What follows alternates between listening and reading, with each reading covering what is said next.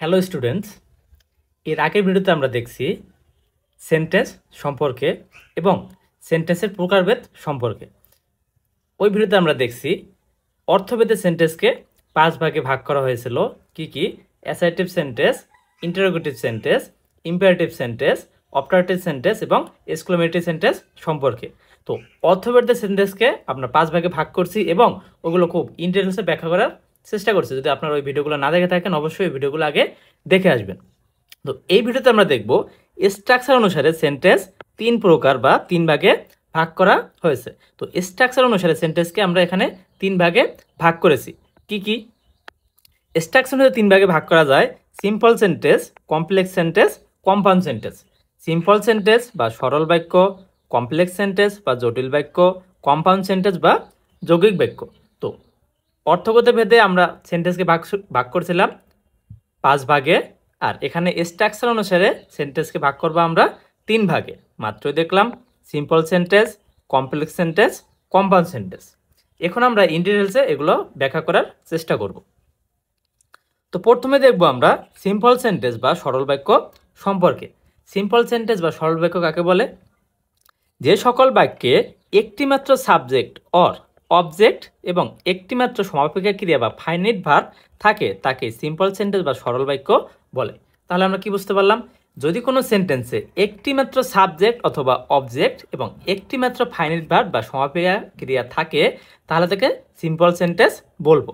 তাহলে আমরা সেন্টেন্স কি থাকবে? একটিমাত্র সাবজেক্ট থাকবে এবং একটিমাত্র ভার্ব থাকবে।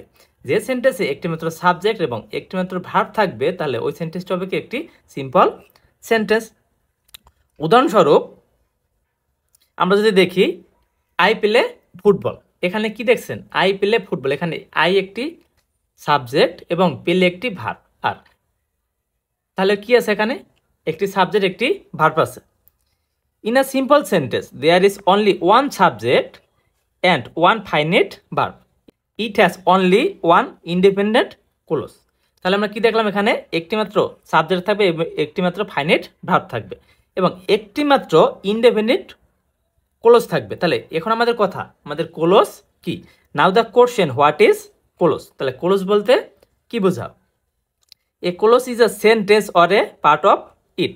এটি একটি সেন্টেন্স হতে পারে এবং এটি একটি অংশ হতে পারে।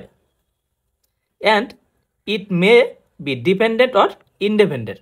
এটি একটি ডিপেন্ডেন্ট হতে পারে এবং ইন্ডিপেন্ডেন্টও হতে পারে। তাহলে একটি ক্লোজ ডিপেন্ডেন্ট হতে পারে এবং ইন্ডিপেন্ডেন্টও হতে পারে। তাহলে একটি ক্লোজ কি? একটি সেন্টেন্স অথবা একটি পার্ট অফ ইট। একটা সেন্টেন্স হতে পারে অথবা একটা সেন্টেন্সের পার্টও বা অংশ হতে পারে। উদাহরণস্বরূপ he hates me is a sentence. এটি একটি কি? Sentence which has only one clause. তাহলে কি হি হেটস মি এটা কি? একটি অনলি বা ওয়ান ক্লোজ। অন্যদিকে he hates me and I hate him too. এখানে দেখতে পাচ্ছেন হি হেটস মি এবং আই হেট হিম টু, এখানে দুইটি আলাদা আলাদা ক্লোজ আছে। Is also a sentence and it has two clause. তাহলে আমরা যেটাই বললাম মাত্র, হি হেটস মি এখানে একটি ক্লোজ, অ্যান্ড দুইটি ক্লোজের মধ্যে যুক্ত করছে আই হেট হিম টু, এখানে আরেকটি ক্লোজ। তাহলে অ্যান্ড আমাদের দুইটি ক্লোজ যুক্ত করছে। He hates me and another is I hate him. There's two clause are joint together by a conjunction and. তাহলে কি অ্যান্ডের মাধ্যমে এখানে দুইটি ক্লোজ যুক্ত হয়েছে, আপনারা যেটা মাত্রই দেখলেন। You may follow a simple pattern like. আপনারা সিম্পল সেন্টেন্সকে একটি স্ট্রাকচার অথবা প্যাটার্নের মাধ্যমে শনাক্ত করতে পারেন বা বুঝতে পারেন। স্ট্রাকচারটি কি?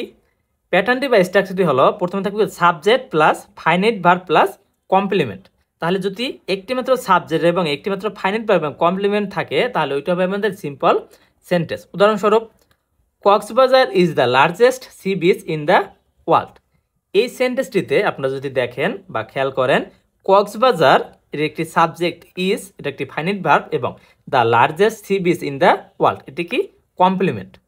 এই সেন্টেন্সটিতে কি আছে? একটিমাত্র সাবজেক্ট আছে এবং একটিমাত্র ভার্ব আছে। যে সেন্টেন্সে একটিমাত্র সাবজেক্ট এবং একটিমাত্র ভার্ব থাকবে তাহলে ওটা কি? অবশ্যই সিম্পল সেন্টেন্স। যেহেতু এই সেন্টেন্সে একটিমাত্র সাবজেক্ট এবং একটিমাত্র ভার্ব আছে সেহেতু এই সেন্টেন্সটি কি সেন্টেন্স? Simple sentence.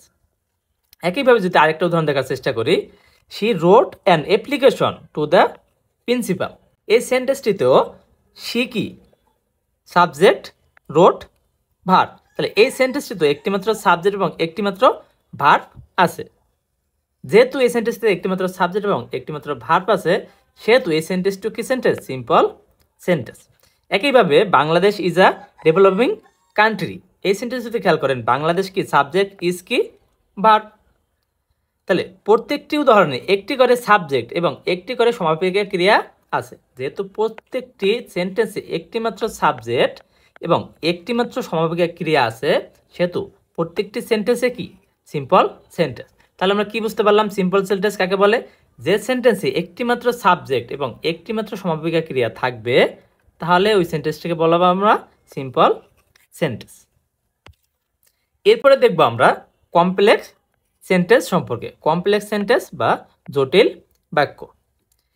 যে সকল বাক্য একটি প্রধান খণ্ড বাক্য থাকে এবং তার উপর আশ্রয় বা অবলম্বন করে আরও এক বা একাধিক খণ্ড বাক্য থাকে, তাকে কমপ্লেক্স সেন্টেন্স বা জটিল বাক্য বা মিশ্র বাক্য বলে। তাহলে কমপ্লেক্স সেন্টেন্স কি? যদি দুইটি সেন্টেন্স থাকে এবং একটি সেন্টেন্স মেন সেন্টেন্স এবং আরেকটি সেন্টেন্স ওই সেন্টেন্স উপরে ডিপেন্ড করবে, তাহলে ওই সেন্টেন্সকে বলবো আমরা কমপ্লেক্স সেন্টেন্স। এখানে দুইটি ক্লোজ থাকতে পারে, একটি ক্লোজ আরেকটি ক্লোজের উপর ডিপেন্ড করবে, অথবা দুইটি সেন্টেন্স থাকবে, একটি সেন্টেন্সের উপরে আরেকটি সেন্টেন্স ডিপেন্ড করবে। যদি যেমন আমি যদি ভাত খাই তাহলে তুমি ভাত খাবে। এখানে কি আমি যদি ভাত খাই, এই সেন্টেন্সটির উপর কি অন্যটা সেন্টেন্স তুমি ভাত খাবে, এই সেন্টেন্সটা কিন্তু ডিপেন্ড করতেছে। তাহলে এই যে একটা সেন্টেন্স উপর আরেকটা সেন্টেন্স ডিপেন্ড করতেছে, এই সেন্টেন্সগুলো হবে কি আমাদের কমপ্লেক্স সেন্টেন্স। আশা করি আপনারা বুঝতে পারছেন। আমরা আরো উদাহরণস্বরূপ দেখব। It consist of one main clause. তাহলে কি ওয়ান কি থাকবে? মেন ক্লোজ থাকবে। And one or more subordinate clause or adverbial clause. তাহলে কি একটি মেন ক্লোজ থাকবে এবং আরেকটি সাবঅর্ডিনেট ক্লোজ থাকবে, মানে কি একটি ক্লোজের উপর আরেকটি ক্লোজ নির্ভর করবে। উদাহরণস্বরূপ adverbial clause come after the main clause. তাহলে কি অ্যাডভার্বিয়াল ক্লোজ আছে কি মেন ক্লোজের পরে। His brother died when he was 7 years old। এই সেন্টেন্সটি যদি আপনারা খেয়াল করেন, হিজ মাদার ডাইড, এখানে মাদার না হয়ে ব্রাদার হবে। হিজ ব্রাদার ডাইড এটা কি একটি মেন ক্লোজ। হোয়েন এটা একটি সাবঅর্ডিনেট কনজাংশন। তাহলে এখানে যে আপনারা হোয়েন ব্যবহার করছেন, এটা একটি সাবঅর্ডিনেট কনজাংশন। হি ওয়াজ 2 years old। যদি এই সেন্টেন্সটি খেয়াল করেন, এটা কি আমাদের অ্যাডভার্বিয়াল ক্লোজ অথবা সাবঅর্ডিনেট ক্লোজ। কারণ কি হিজ মাদার ডাইড অথবা হিজ ব্রাদার ডাইড, এই সেন্টেন্সটির উপর হি ওয়াজ 7 years old এই সেন্টেন্সটি ডিপেন্ড করতেছে। যেহেতু এই সেন্টেন্সের উপর এই সেন্টেন্স ডিপেন্ড করতেছে, সেহেতু এই সেন্টেন্সটি কি সাবঅর্ডিনেট ক্লোজ এবং এই সেন্টেন্সটি মেন ক্লোজ। একইভাবে যদি আমরা আরেকটা সেন্টেন্স দেখার চেষ্টা করি, if you read regularly you will do well in the exam. এই সেন্টেন্সটিতে here if you read regularly is a subordinate clause. কারণ কি you will do well in the exam is the main clause. কারণ কি you will do in the exam এর উপরে if you read regularly এটা কি করতেছে? নির্ভর করতেছে। যদি এর উপরে মানে একটি সেন্টেন্সের উপরে আরেকটি সেন্টেন্স নির্ভর করে, তাহলে কি যে সেন্টেন্স উপর নির্ভর করতেছে ওই সেন্টেন্সকে বলা হবে মেন সেন্টেন্স অথবা মেন ক্লোজ, আর যেটি নির্ভর করতেছে ওইটাকে বলা হবে সাবঅর্ডিনেট ক্লোজ। এখন যদি আমরা চিন্তা করি সাবঅর্ডিনেট ক্লোজ খুঁজে আমরা কিভাবে বের করতে পারি, the best way to detect subordinate clause. তাহলে সাবঅর্ডিনেট ক্লোজ খুঁজে বের করার সহজ টেকনিক হলো ইজ দ্যাট অলওয়েজ বিগিন। এটা সবসময় শুরু হবে কি দ্বারা? কনজাংশন দ্বারা। Like where, what, when, that, while, who, if, because, whenever, whoever, whatever, wherever, though, although, till, until, unless, after, before, so that, etc. তো এগুলো আমাদের কি কনজাংশন। যদি কোনো সেন্টেন্সের সাথে কনজাংশনগুলো থাকে, তাহলে ওইটা হবে কি আমাদের সাবঅর্ডিনেট ক্লোজ। যে সেন্টেন্সের সাথে এই কনজাংশনগুলো থাকবে ওইটা নিঃসন্দেহে একটি সাবঅর্ডিনেট ক্লোজ। উদাহরণস্বরূপ যদি আমরা দেখার চেষ্টা করি, you did not even hear what his name was. এই সেন্টেন্সটিতে হিজ নেম ওয়াজ এটা কি একটি সাবঅর্ডিনেট ক্লোজ, কারণ তার সাথে কি আছে? একটি কনজাংশন আছে। একইভাবে দো he lives in America he speak Bengali fluently. এই সেন্টেন্সটিতে হি লিভস ইন আমেরিকা, এটা কি একটি সাবঅর্ডিনেট ক্লোজ, কারণ কি এটি একটি কনজাংশন দ্বারা যুক্ত হয়েছে বা কনজাংশনের সাথে আছে। তাহলে আমরা কমপ্লেক্স সেন্টেন্স কি বুঝলাম? যে সেন্টেন্সে দুইটি ক্লোজ থাকবে এবং একটি থাকবে মেইন ক্লোজ এবং একটি থাকবে সাবঅর্ডিনেট ক্লোজ, তাহলে ওই সেন্টেন্সটিকে বলা হবে কমপ্লেক্স সেন্টেন্স। এখন আমরা দেখব কম্পাউন্ড সেন্টেন্স অথবা যৌগিক বাক্য। তো কম্পাউন্ড সেন্টেন্স বা যৌগিক বাক্য কাকে বলে? অর্থাৎ নিরপেক্ষ দুই বা তার অধিক সরল বাক্য যদি কোনো যৌগিক বা অব্যয় দ্বারা সংযুক্ত হয়ে একটি সম্পূর্ণ বাক্য তৈরি করে তখন থেকে কম্পাউন্ড সেন্টেন্স বা যৌগিক বাক্য বলে। তাহলে এখানে কি থাকবে? দুটি সরল বাক্য থাকবে। আমরা সরল বাক্য কি দেখছিলাম? একটি সাবজেক্ট থাকবে এবং একটি ভার্ব থাকবে। এখানে কি থাকবে? দুইটি সরল বাক্য থাকবে এবং তারা একটি কনজাংশনের মাধ্যমে অথবা কি সংযোগের মাধ্যমে যুক্ত থাকবে। আমরা যদি দেখার চেষ্টা করি, এখানে কি থাকবে? কনজাংশন এবং পাঞ্চুয়েশন অর বোথ দ্বারা যুক্ত থাকবে। Conjunction that are used in compound sentence are and, or, but, for, not, also, thus, however, moreover, therefore, so, still, else, as well as, otherwise, accordingly, yet, not yet, but also, either or, neither nor, on the contrary, etc.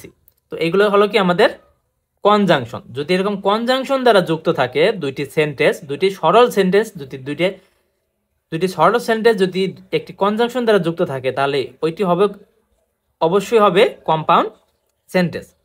যদি উদাহরণ দেখার চেষ্টা করি, he is poor but happy. এই সেন্টেন্সটি যদি আপনারা দেখার চেষ্টা করেন, হি ইজ পোর, এটি কি একটি simple sentence, but he is happy এই সেন্টেন্সটি কি একটি সিম্পল সেন্টেন্স। এখানে দুটি সেন্টেন্স যুক্ত হয়েছে, he is poor but he is happy. এখানে হি ইজ উজ্জ্ব আছে কারণ হি ইজ আমাদের দরকার হয় না সেন্টেন্স লিখতে, এখানে আমাদের লিখতে দরকার হবে না কারণ এখানে আমাদের আগে লেখা আছে।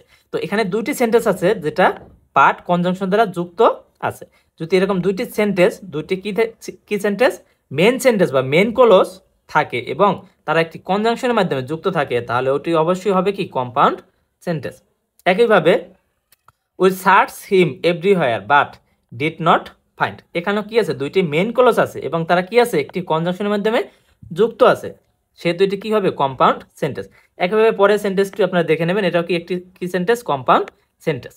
তাহলে আমরা যদি বোঝার চেষ্টা করি, সেন্টেন্সকে তিন ভাগে ভাগ করা হয়েছিল, সিম্পল সেন্টেন্স বা সরল বাক্য, কমপ্লেক্স সেন্টেন্স বা জটিল বাক্য, কম্পাউন্ড সেন্টেন্স বা যৌগিক বাক্য। তাহলে সরল বাক্য কি ছিল? সরল বাক্য হলো যে বাক্যে বা যে সেন্টেন্সে একটিমাত্র সাবজেক্ট এবং একটিমাত্র সমাপিকা ক্রিয়া থাকবে তাহলে ওইটি হবে কি আমাদের সিম্পল সেন্টেন্স। কমপ্লেক্স সেন্টেন্স কি ছিল? আমাদের দুইটি সেন্টেন্স থাকবে, একটি থাকবে কি মেন সেন্টেন্স এবং একটি থাকবে সাবঅর্ডিনেট সেন্টেন্স অথবা main clause, subordinate clause. Main ক্লজের উপর সাবঅর্ডিনেট ক্লজ ডিপেন্ড করবে, তাহলে কি একটি থাকবে আমাদের ডিপেন্ডেন্ট ক্লজ, আরেকটা থাকবে ইন্ডিপেন্ডেন্ট ক্লজ। যদি ইন্ডিপেন্ডেন্ট ক্লজের উপর ডিপেন্ডেন্ট ক্লজ নির্ভর করে তাহলে ওইটি হবে কি আমাদের অবশ্যই কমপ্লেক্স সেন্টেন্স। এরপর আমরা দেখছি কম্পাউন্ড সেন্টেন্স বা যৌগিক বাক্য। কম্পাউন্ড সেন্টেন্স কি? দুটি সরল বাক্য যদি একটি কনজাংশনের মধ্যে যুক্ত থাকে তাহলে ওইটি হবে কি কম্পাউন্ড সেন্টেন্স। মানে দুইটি যদি মেন ক্লজ একটি কনজাংশনের মাধ্যমে যুক্ত থাকে, যেমন কি অ্যান্ড, অর, বাট, ইটিসি এরকম ভাবে যদি যুক্ত থাকে তাহলে ওইটি হবে কি আমাদের কম্পাউন্ড সেন্টেন্স। তাহলে আমার পার্থক্য একটাই, সিম্পল সেন্টেন্সে একটিমাত্র সাবজেক্ট এবং একটিমাত্র অবজেক্ট থাকবে, কমপ্লেক্স সেন্টেন্সে দুটি সেন্টেন্স থাকবে কিন্তু একটি সেন্টেন্স উপর আরেকটি সেন্টেন্স ডিপেন্ড করবে, কম্পাউন্ড সেন্টেন্সে দুটি আলাদা মেন ক্লজ থাকবে, কোনো সেন্টেন্স উপর ডিপেন্ড করবে না। তাহলে আমাদের এটাই ছিল স্ট্রাকচার অনুসারে সেন্টেন্স তিন প্রকার, simple sentence, complex sentence, compound sentence সম্পর্কে। যদি আপনারা এরপরও না বুঝে থাকেন তাহলে অবশ্যই আপনারা কমেন্ট বক্সে জানিয়ে দেবেন, আমরা ইন ডিটেলসে আপনাদেরকে আরও বোঝানোর চেষ্টা করব। তত সময় পর্যন্ত সবাই ভালো থাকবেন আর আমাদের ভিডিওটি ভালো লাগলে অবশ্যই আমাদের চ্যানেলটি সাবস্ক্রাইব করে রাখবেন। ধন্যবাদ সকলকে।